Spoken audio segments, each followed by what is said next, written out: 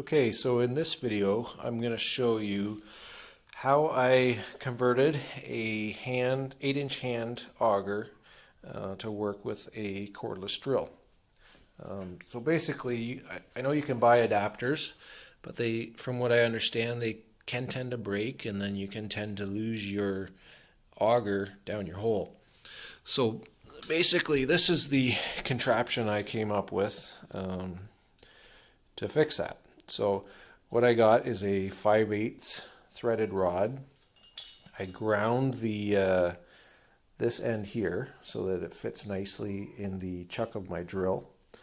Then I took an old furnace pulley off of a furnace blower motor or fan, and I stuck it on there. And then I did a double nut with a washer on either end and a nut on the bottom.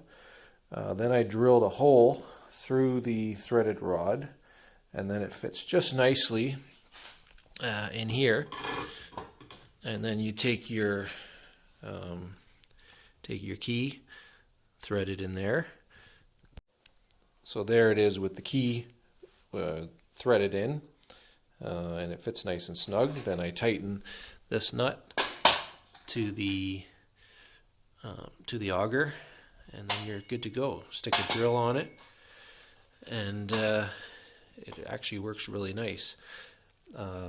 Last weekend I drilled probably about a dozen holes and used less than half of a battery.